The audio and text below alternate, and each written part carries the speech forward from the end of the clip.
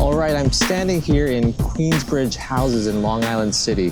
Queensbridge is widely described as the largest public housing development in North America. It opened in 1939 and it has 96 buildings, more than 3,000 apartments and thousands of residents. This place has produced cultural icons, Nas, Mobb Deep, and it has been part of New York's identity for generations. But what makes Queensbridge important isn't just size, it's what it represents. Queensbridge is one piece of a system called NYCHA, the New York City Housing Authority. And NYCHA is the largest public housing system in the country. So if you want to understand NYCHA, you start here.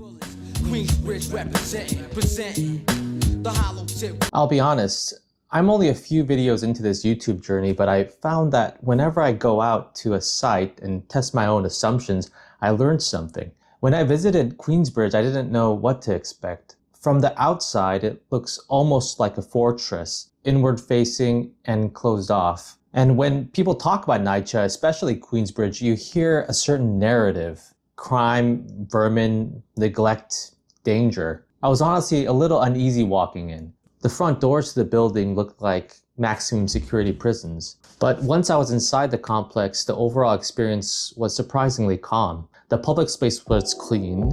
The sidewalks were wide, noticeably cleaner than many Manhattan blocks. There was structure here, order, intentional design. Contrary to what I thought, this place is actually quite nice and I can see myself living here. The buildings are nicely scaled in relation to the public space. Because the buildings are mid-rise, there's a lot of light, and there's really nice basketball courts and public parks, often places that you don't really see in places like Manhattan. And the ratio between the public space to the housing is pretty decent. Right now it's very cold, but I can see when the weather is nice how this place will be packed with people. That reaction surprised me. I cannot speak to the conditions inside the apartments, but the public realm, it felt well cared for. Walking around, I noticed banners, identity, community pride. I stopped at Flavor's Corner right in the center of the complex. Some of the best chicken, rice, and beans I've had in a while. Across the street, the Queens Library, a tech center with computers available for residents. This place did not feel dystopian. It felt like a real neighborhood built on strong physical framework, and that matters. That said, there were signs of strain. It was winter and there was no crowds outside, but even in freezing weather, many windows were open. That often signals heating imbalance. Central systems running too hot, forcing residents to vent heat manually. There were steel bars on many of the windows. That tells you safety hasn't always been guaranteed. You can hold two truths at once. A place can feel orderly and thoughtfully designed, and it can be under structural pressure as well. Now, zoom out. NYCHA houses over 500,000 New Yorkers, more than 170,000 apartments, more than 2,000 buildings. If NYCHA were its own city, it would be about the 35th largest city in the United States. And according to NYCHA's own financial documents, the system needs roughly $80 billion to restore its buildings. $80 billion. Now compare that to the current 5-year capital plan, about $7.8 billion. Less than 10 cents on the dollar. That gap defines a crisis. NYCHA was created in 1934 during the Great Depression. The idea was bold: replace unsafe tenements, treat housing as infrastructure, build at scale. And for decades, New York City did exactly that. But public housing depends heavily on federal funding. Local authorities operate the buildings. The federal government provides capital support. Over time, federal priorities shifted. Instead of heavily reinvesting in public housing infrastructure, federal policy increasingly focused on subsidizing private rentals through Section 8. Public housing didn't disappear, but capital funding did not grow with inflation. It did not grow with construction costs, and it did not grow with the age of the buildings themselves. So what happens? You defer. You patch instead of replace. You stretch the system beyond their intended lifespan. And eventually, everything starts to age out at once.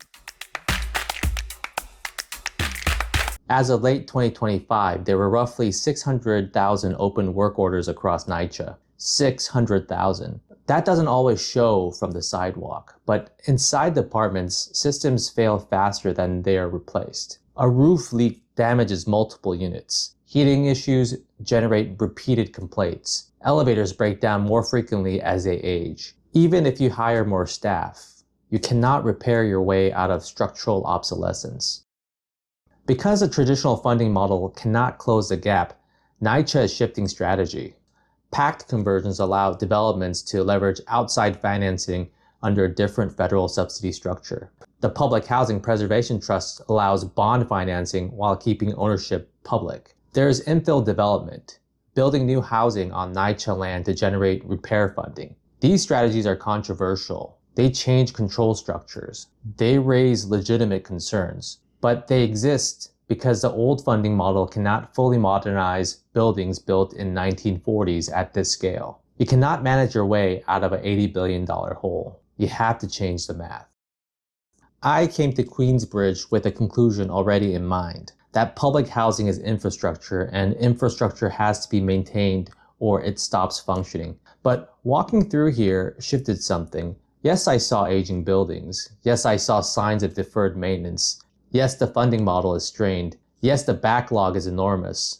But I did not see abandonment. I saw a thoughtfully built framework. Wide open spaces, generous courtyards, playgrounds, retail, a library, the bones of a real residential community. The physical systems are aging.